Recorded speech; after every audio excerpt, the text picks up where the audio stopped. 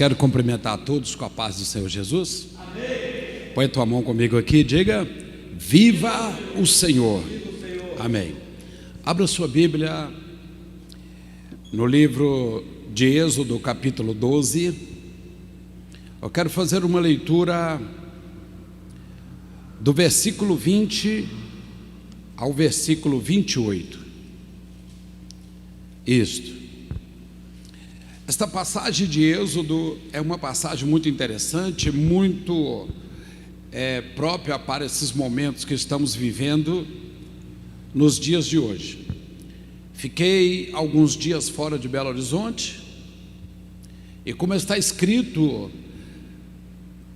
no Evangelho de São Marcos, que Jesus, certa feita, saindo de Jerusalém, ele viu Jerusalém.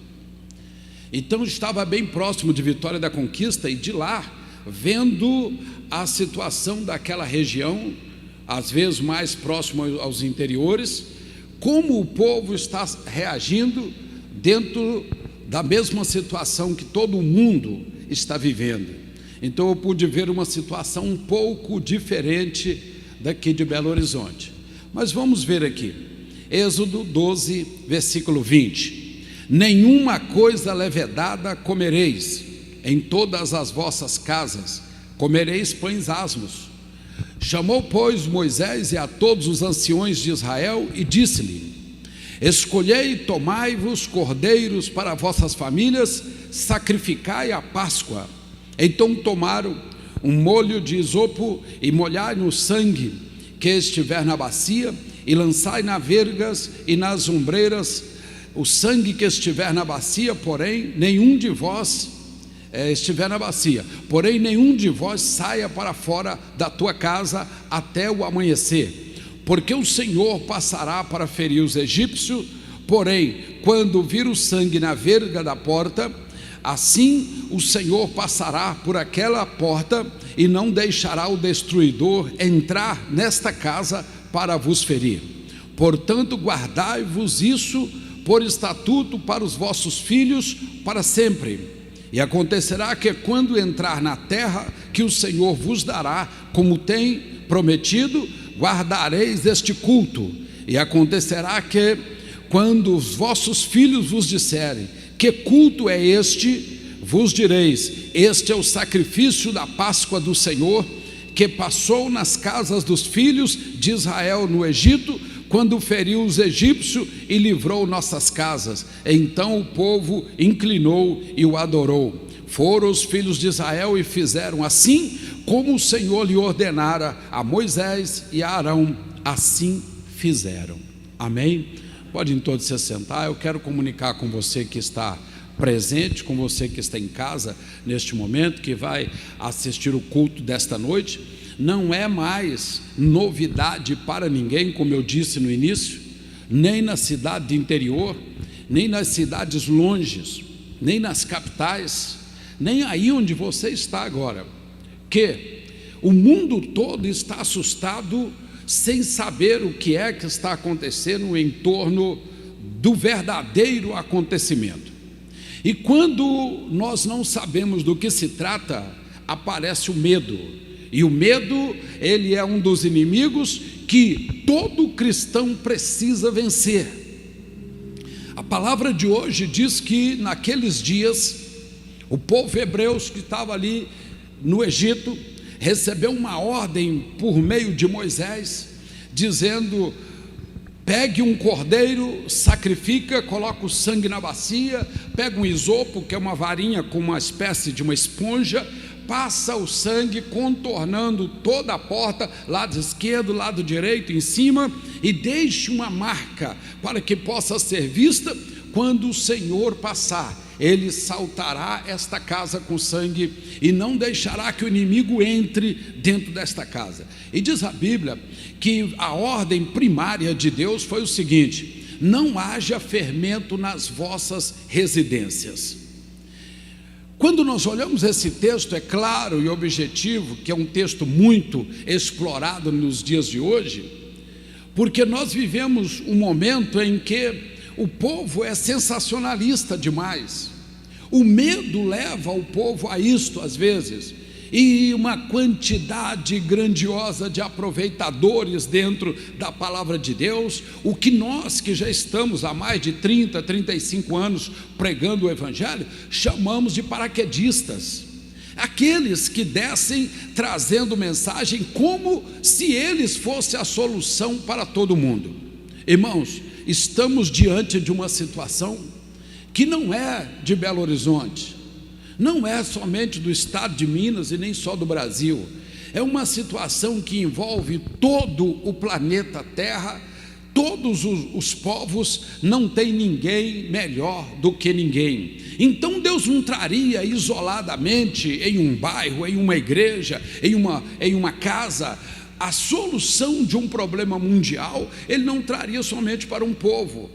Certa feita Jesus deixou uma palavra muito interessante em Mateus 24:17, que ele diz assim: quando estiver no momento de pânico, e alguém disser, Jesus está lá do outro lado do campo, não desça do telhado, e se estiver no campo, não suba para o telhado. Ele estava dizendo, não saia correndo atrás de toda e qualquer promessas, que principalmente no momento de pânico, quando gera o medo, aparecem esse tipo de aproveitadores do Evangelho, trazendo mensagens como se eles fossem o salvador do problema.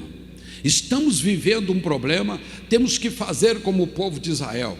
Aqui a Bíblia diz, não entre fermento na tua casa. Eu não estou falando hoje do fermento que você coloca no pão, que você coloca no alimento. O fermento aqui é você colocar outro tipo de ensinamento, outro tipo de crença, tentar buscar de todas as formas para se salvar, como se Deus tivesse reservado para um grupo uma salvação e para outro grupo não. Então não corra. Se falar, olha, a solução está aqui, não vá. Se falar a solução está do outro lado, não vá. O que Deus falou para o povo? Entra dentro da sua casa e fecha a porta. Passa o sangue no umbral das portas e se tranca até o amanhecer. Irmãos, nós estamos na noite ainda. Há uma palavra muito interessante que sempre eu relembro aqui à igreja, que é a viagem de Jonas. Que viagem maravilhosa quando ele chega ali para fugir da presença de Deus, e ele desce em Jope e pega o navio. Não tem nada mais gostoso do que uma viagem de navio. O café da manhã, o almoço, à tarde, um banho de piscina, um banho de sol. Você tem ali, às vezes, danças noturnas, tem mais um jantar, uma noite no balanço das águas, uma coisa maravilhosa. Mas o que ninguém pode prever é o que vai acontecer na madrugada, e a madrugada vem para todos. Quando a madrugada veio, no caso do profeta Jonas, veio e a sorte caiu sobre ele, e eles disseram, diga, por que é que você está aqui? Clame ao seu Deus, quem sabe ele nos dê a solução. Isso quer dizer, a madrugada chegou para Jonas, chegou para todos os profetas, também vai chegar para nós. A madrugada é aquele momento difícil que você não sabe às vezes como agir, mas que você tem que chamar a responsabilidade daquele acontecimento para você. Porque Jonas disse, não, o problema sou eu me lanço nas águas e resolvo o problema. Quando eu falei que hoje nós estamos na noite, porque a madrugada ainda vem, haverá muito choro. Quando você lê o livro do profeta Ezequiel, é um profeta maravilhoso, mas no capítulo 2, versículo 9, versículo 10 em diante, o Senhor começa a falar com ele pessoalmente numa visão noturna, e mostra para ele um rolo escrito de um lado e escrito do outro lado, e ele começa a ter medo. Eu disse, o medo faz o homem fazer coisas que ele não é capaz às vezes de imaginar que fazia, e Deus fala para ele, estende a mão e toca no rolo, e ele estende a mão e diz para ele, agora come este rolo. E quando ele toca naquele rolo, ele vai ver aquele rolo, ele disse, lá estava escrito, lamentações, suspiros e ais. Era um momento que Deus ia passar mais uma madrugada diante do povo. Neste caso aqui, já não era mais no Egito, mas um povo que já estava exilado, ia mais uma madrugada ia passar. Quando falamos de madrugada, falamos de choro, de lamentações, de suspiros, de suspenses, de coisas que não têm explicação, e falamos também do castigo, dos ais de Deus. A Bíblia diz em Provérbios uma palavra interessante, confirmada por boca do profeta, que ele diz que a noite pode durar, ou o choro pode durar a noite, a madrugada toda, mas a alegria vem pela manhã. Quantos creem nisso? Diga amém. Viva o Senhor. Então, quando Deus falou, Moisés, diga aos anciões para dizer a todos que entre dentro de casa, mas primeiro passa o sangue no umbral da porta, tenha a marca na porta de entrada da tua casa, deixa que todos à distância vejam aquela porta vermelha, para que o espírito da morte passando ali, que ia levar os primogênitos, não entraria dentro daquela casa. Ainda disse para eles: ficai dentro da casa a noite toda, a madrugada toda, até o amanhecer. Nós ainda estamos à noite ainda, irmãos. Virá a madrugada vem para todos, mas também virá o amanhecer, onde você poderá abrir a porta da sua casa, deixa a luz do céu entrar dentro da tua casa, e você vai poder falar: Senhor, passamos mais uma madrugada e o Senhor esteve conosco. Quantos creem nesta palavra? Em Provérbios capítulo 15, versículo 13, o Senhor diz uma palavra interessante: os olhos do Senhor estão sobre toda a terra, e contempla o mal e contempla também o bem. Aquele que é bom contempla as coisas malignas, as coisas boas, o homem maligno e o homem bom. Os olhos do Senhor estão sobre toda a terra, contemplando os feitos dos maus e dos bons. Então, quando nós vimos uma questão um pouco aparentemente descontrolada, eu não vejo que nada está descontrolado, porque se o controle está nas mãos do nosso Senhor, o Deus Todo-Poderoso, se o controle está nas mãos dele, como dizer que há algo descontrolado, irmãos? Isso é uma questão de fé.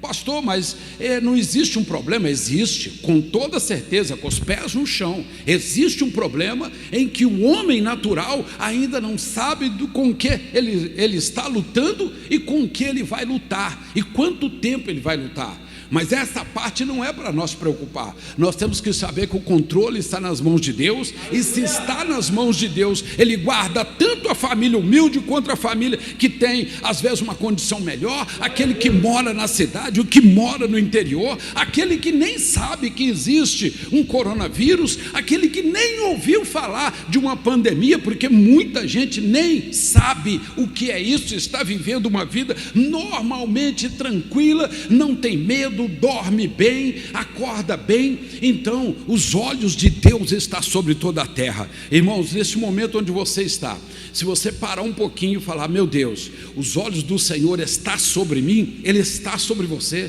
Sai do pânico, sai desses profetas que só fica amaldiçoando as pessoas, trazendo profecias que vai acabar, que vai morrer, que vai destruir, que vai isso. O controle está nas mãos de Deus, e não está nas mãos de paraquedista nenhum, não está na mão de profeta nenhum, está nas mãos de Deus. Se fosse um problema de Belo Horizonte, então poderia estar nas mãos de algum dos moradores, mas está no mundo todo. Então o que é que está no mundo todo, pastor? A Bíblia Sagrada. A Bíblia Sagrada está no mundo todo. Então a Bíblia Sagrada tem a solução para isso, pastor? Isso não é nada. Tanto para isso como para milhares de outras coisas que o homem não tem explicação. A Bíblia Sagrada diz que o plano de Deus era perfeito. E por causa que o homem pecou na sua caminhada, o Senhor proveu Jesus Cristo para que fosse o cordeiro do qual o sangue dele passaria sobre as portas das casas que o aceitasse e o confessasse. É claro que eu não vou matar um cordeiro hoje, vou colocar o sangue na bacia, vou pegar um isopo e vou manchar a minha porta de sangue para ser vista. Não é isso que Deus está falando. Mas Deus está falando que existe um sangue poderoso de um cordeiro que foi morto, e para não dizer que exatamente numa época desta aqui, nós estamos caminhando para o mês de abril, mais ou menos entre 8 e 9 de abril ao 16 de abril, é a Páscoa judaica, exatamente este acontecimento aqui, do qual estamos falando de Êxodo 12, versículo 20. E o que é a Páscoa? Exatamente essa aqui, onde você sacrifica o cordeiro, onde você passa o sangue sobre a porta, quer dizer, busca a cobertura do Eterno, onde você recebe do Eterno também a proteção que vem. E ele diz: grava este culto para contar para os seus filhos. Hoje nós somos os filhos. Nós somos os filhos que lemos aqui e falamos: mas este culto é qual? E eles dirão: este foi o sacrifício da Páscoa que o Senhor fez passar sobre os filhos de Israel. Nós temos que gravar realmente esse momento que estamos vivendo, porque amanhã nossos filhos, nossos netos, outras gerações que virão, estarão vendo e vão perguntar: o que foi isso que aconteceu? E nós vamos falar: foi a Páscoa do Senhor que passou, mas não com um cordeiro animal, com um cordeiro chamado Jesus Cristo de Nazaré. Pastor, há uma solução para mim? Eu estou desesperado, eu não sei o que fazer. Só existe uma solução, e é única para todos: o sangue de Jesus tem poder sobre toda a carne, sobre toda a cabeça. Pastor, mas como eu vou adquirir esse sangue? Eu vou correr atrás? Irmãos, existe um só Senhor, que é Pai de todos e é por todos e age por todos, como diz o apóstolo Paulo, que é o Senhor nosso Deus, o Eterno. Você o chama da maneira que você sentir mais agradável, mas pode chamá-lo de Deus, pode chamar de Eterno, pode chamar de Senhor, chamar de Pai, de um grande Deus. Ele é o Senhor, e Jesus Cristo é o nosso Salvador. Quando você crê na salvação vinda através de Jesus e o confessa como sendo o seu Salvador, aquele sangue passa sobre a sua vida e consequentemente sobre a tua casa. Pastor, mas será? A Bíblia diz em Êxodo 12 que o cordeiro pascual, o sangue valia para toda a casa. Busca um cordeiro segundo o número dos seus familiares. O cordeiro já foi morto, Jesus já foi morto e ressuscitou. Então, quando olhamos esta palavra e eu aceito Jesus como meu Salvador, Deus é o meu Senhor e Jesus o meu Salvador, eu tenho o poder do sangue sobre a minha vida e eu tenho o poder do sangue sobre a minha casa. Quer dizer, no mundo espiritual, a morte, ao olhar para a minha casa, vai ver a minha porta manchada de vermelho. O Senhor falou: eu passarei pela casa que está vermelha e não deixarei que o espírito devorador entre naquela casa. Você tem uma segurança, porque senão o que valeria ser cristão? O que valeria você falar: eu sou de Cristo, eu aceito Jesus como meu Salvador? Não valeria. Irmãos, nós temos promessas valiosas, mas muito valiosas mesmo, na Bíblia Sagrada, que é exclusivamente para os cristãos. Eu disse: todo o mundo judaico, onde tem um judeu, estão se preparando para a Páscoa, no mês de abril, entre 8 e 9 a 16 de abril, é a Páscoa, é o mesmo acontecimento de Êxodo 12, 20 aos 28, e nós como cristão, pastor, nós precisamos fazer literalmente a Páscoa. Nós não fazemos, nós vivemos a Páscoa. É diferente fazer a Páscoa e viver a Páscoa. Nós não precisamos, o nosso cordeiro já foi morto e já ressuscitou e já está à direita de Deus, e diz a palavra, e ele intercede por todos nós que buscamos ele na pessoa do Senhor Jesus. Então nós temos a promessa de Deus, e diz aqui a promessa de Deus. Pastor, eu preciso de uma palavra de consolo neste momento. Vou te dar uma palavra de consolo agora. Está escrito em 1 Tessalonicenses capítulo 4, versículo 13. Preste bem atenção na palavra de consolo que Deus te dá.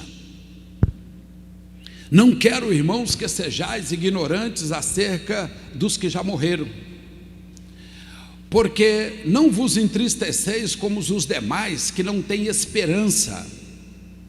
Porque se cremos que Jesus morreu e também ressuscitou, assim também os que em Jesus dormem, Deus os tornará a trazer juntamente com Ele.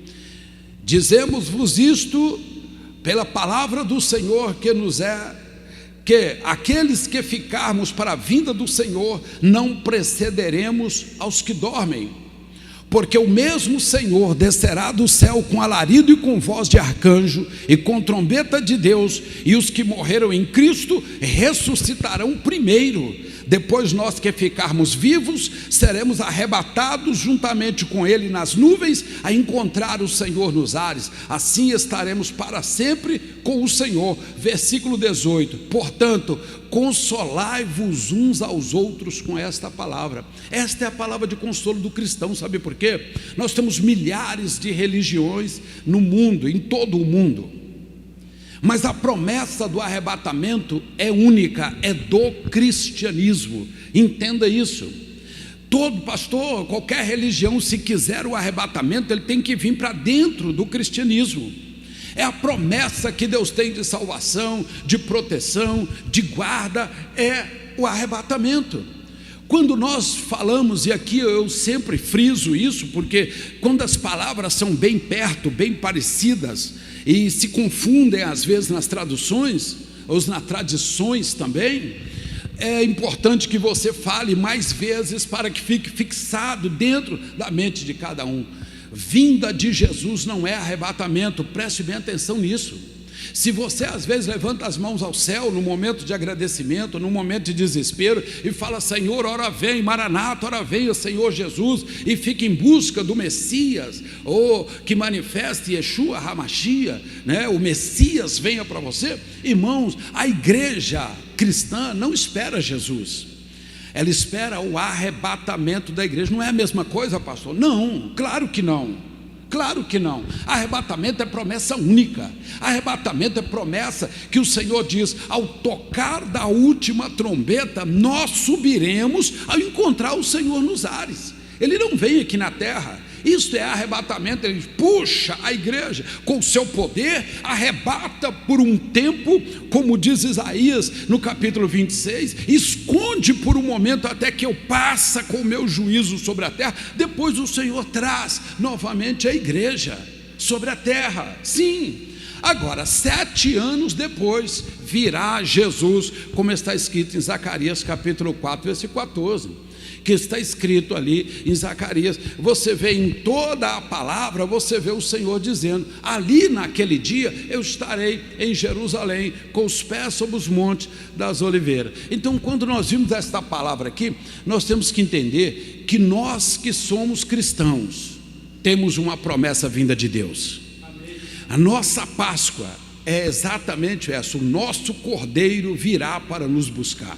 Lá em Êxodo, o povo foi atrás do Cordeiro para buscar o Cordeiro. Aqui, nos dias que estamos vivendo, o Cordeiro virá atrás da igreja para buscar a igreja. Quantos estão entendendo? Amém? Viva o Senhor. Você pode pôr a mão e dizer: viva o Senhor. Então eu falo para você que às vezes está trancado dentro de casa. É bom. O Senhor diz: recua um pouquinho. É bom que você esteja em casa, faça os reparos que precisa na sua vida, vida material, vida espiritual. Faça os reparos que você precisa na questão espiritual. Leia a Bíblia, faça devocional, cante louvores, tire um pouquinho de entendimento, mas fuja dessas mensagens que vêm somente para perturbar a mente do ser humano. Nós sabemos, somos cristãos, somos maduros, sabemos que estamos vivendo um momento difícil, mas não é o único. Toda a Bíblia mostra momentos difíceis que o povo viveu e venceu, e você mesmo já viveu momentos difíceis e você venceu. Por que esconder e ficar agora? Nós temos que realmente ter um tempo maior com Deus. Deus te dará vitória. Eu tenho fé que dentro de pouco tempo, quando eu falo pouco tempo, eu estou aqui trazendo datas, não, mas eu falo de muito pouco tempo, tudo isto passará, como as outras pestes, as outras pragas, as outras mortandades que houve no mundo, passaram e nem se lembram mais. Então fique tranquilo, irmãos, Deus está com você. Viva o Senhor. Viva o Senhor. Nós tivemos um fato interessante. Eu tenho um missionário que de vez em quando ele me manda mensagem lá de Macau, na China. Eu sei que está do outro lado de onde começou esse processo, né? Segundo os cientistas dizem que foi lá em Wuhan que começou esse processo do coronavírus. Mas lá num vilarejo bem próximo de onde começou, um missionário muito interessante, que comprou bastante Bíblias nos Estados Unidos e levou para lá, mas não teve oportunidade de colocar as Bíblias nas casas que ele queria, porque o governo não permitia. Então ele tinha muita Bíblia guardada dentro de casa, e soltou lá uma mensagem de que a Bíblia tinha a cura para o coronavírus. As pessoas não entenderam direito, e ele foi entregando Bíblia. Sabe o que eles fizeram? Comeram páginas, e estavam comendo papel, porque não conhece Deus, não conhece Jesus, não conhece o poder da Bíblia. Acharam que comer o papel que era o remédio que resolvia o problema. Mas aí o missionário Steve Cutry, ele chegou para mostrar que é o que está escrito dentro da Bíblia que tem poder. É o cordeiro que está aqui vermelho, que está aqui, o sangue vertido no Calvário, é que tem o poder de nos lavar e nos purificar. Amém? Deixo essa palavra com você hoje, que você reflita nesta palavra um pouquinho, passe ela também para outras pessoas, para aliviar às vezes, vai trazer um conforto. Eu quero fazer uma oração com você que está aqui, com você que está em casa, com você que vai me assistir amanhã ou qualquer outro dia através da rede social. Eu quero fazer uma oração pedindo a Deus. Primeira coisa, não é que tire do mundo este coronavírus, não é isso não, a oração não é essa não. A oração é que tudo tem um propósito debaixo do sol. Eclesiastes, o profeta diz isso, que Deus está movendo. Lembra que na passagem de ano eu falei para vocês que Deus me deu uma revelação sobre a Galileia, que todo o mundo passaria pelo arado, trazendo o arado para o kibutz. Kibutz é a comunidade, é a nossa Jerusalém, é o campo mais perto de onde você mora, de onde você vive, e trazer o trabalho para o kibutz, para dentro da comunidade. Quer dizer, a maioria trabalhar dentro. Hoje você está na sua casa trabalhando, você está acessando, você está comprando, vendendo, você está ali fazendo o a fazer. Por quê? O Senhor diz que de perto somos todos iguais. De perto somos todos iguais. Qual a diferença que tem hoje de um arquimilionário, de um milionário, de um rico, para você que é pobre, para você que está desempregado, para você que está na rua? Diferença nenhuma. O Senhor diz: de perto nós somos todos iguais. É isso, nós temos que pedir a Deus: Senhor, tira o coronavírus. Não, eu não faço essa oração. Eu faço: Senhor, qual é a mensagem que o Senhor está trazendo para a terra? O que o Senhor tem para mim, individual, com isso? Eu quero crescer por dentro na comunhão, e quero crescer por fora na espiritualidade, através desse momento. Então aproveite esse momento para você desfrutar e crescer, e não ficar se escondendo e passando mensagens sensacionalistas e mensagens que só traz glorificação para o inimigo e nada para Deus. Glorifica o nome do Senhor, e Deus estará cada vez mais perto de você. Vou fazer a oração agora. Curva a tua cabeça onde você estiver, põe a mão no seu coração neste momento, sinta o bater do teu coração. Querido e poderoso Deus, em nome do teu Filho Jesus Cristo, invocamos mais uma vez o teu poder, porque tu és o único Deus, tu és o Deus que trouxe Jesus para nos salvar, e por isso nós clamamos ao Senhor neste momento. Ó Deus, há pessoas que estão ilhadas, há outros que estão encarcerados, há outros que estão recolhidos dentro de casa, consciente, crendo na tua palavra. Eu não sei qual a mensagem mundial, ó Deus, talvez ela não chegou ainda na consciência de todos, mas eu peço ao Senhor agora: toca pelo teu poder nesta pessoa que está agora, Senhor, precisando de um socorro, que às vezes, ó Deus, os rendimentos foram cortados por causa desse momento de não poder trabalhar, de não poder sair, e não sabe o que vai fazer nesta semana que inicia. Senhor, tenha de misericórdia, faça valer o poder da tua palavra, abra uma porta para esta pessoa, joga um foco de luz nesta porta, meu Pai, livra, Senhor, esta porta que está manchada de vermelho, Senhor, pelo poder que há no teu nome. Levanta o teu servo, cura esta enfermidade, esta pessoa que está enferma por outras enfermidades e que está mais vulnerável, Senhor,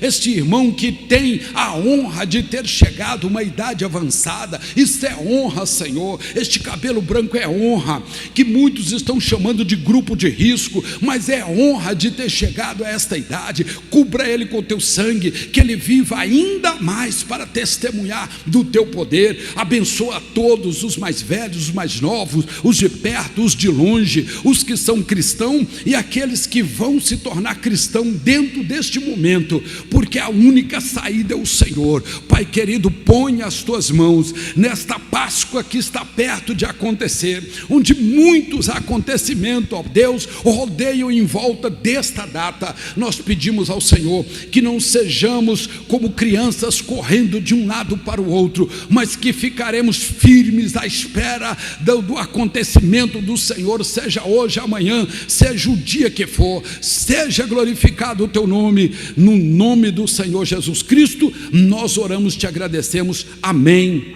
e amém. Amém, irmãos? Glória a Deus. Para você que não é cristão, que está em casa, às vezes você diz: pastor, e como eu vou me tornar um cristão? Você pode aceitar Jesus como Salvador da sua vida. Lembre, Deus, Ele é o Senhor, Jesus é o Salvador. É duas coisinhas pequenas que você tem que fazer: uma confissão e um juramento. O que é isso? Confessar que você aceita Jesus como Salvador da sua vida. Então lembre bem, não tem como você servir uma coisa e servir outra. Se você vai servir Jesus, você tem que abrir mão daquelas crenças, daquelas crentices, daquelas coisas que às vezes te trouxe só até aqui. Daqui para frente será Jesus. E abraçar com Jesus, falar: Jesus, entra no meu coração, viva no meu coração. Segunda coisa é o juramento. Promete para ele melhorar todo dia. Hoje não foi bom? Senhor, amanhã eu vou ser melhor do que hoje. Hoje você diz: hoje eu sou melhor do que ontem. E fazendo assim, esse juramento chega até o Senhor e o Senhor te abençoa. E você se tornará um cristão, porque o mesmo Espírito, segundo Romanos capítulo 8, versículo 16, o mesmo Espírito, com letra maiúscula, testifica com o nosso espírito que nós somos filhos de Deus. Deus testificará no teu coração que Ele entrou dentro de você. Amém? Viva o Senhor. Eu quero falar sobre o Salmo da semana. Irmão, o Salmo da semana é interessante. Salmo 113. O Salmo 113, ele diz assim: aleluia, no ceder da Páscoa, Ele faz o homem concentrar no caráter do grande Deus Altíssimo. Na incompatibilidade ele se curva, inclina e vem a nós. Da tristeza da estéril ele devolve uma mãe, uma família. Nele você encontrará sabedoria e força suficiente para ser aprovado em concursos públicos. E com as suas estrofes cantáveis, aleluia.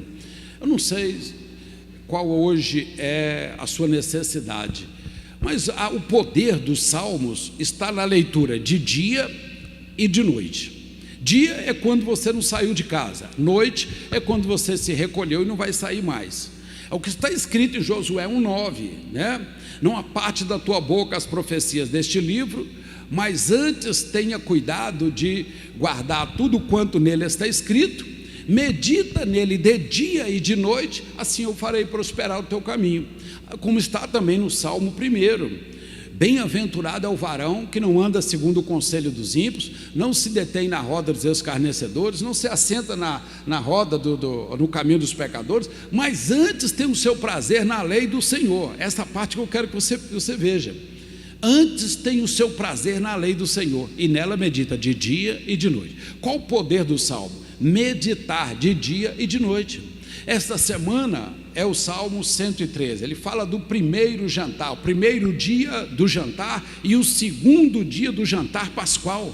Exatamente, Salmo 113, no ceder pascual, o Senhor vem para alegrar a sua igreja. Que o Senhor te abençoe, no nome do Senhor Jesus, amém?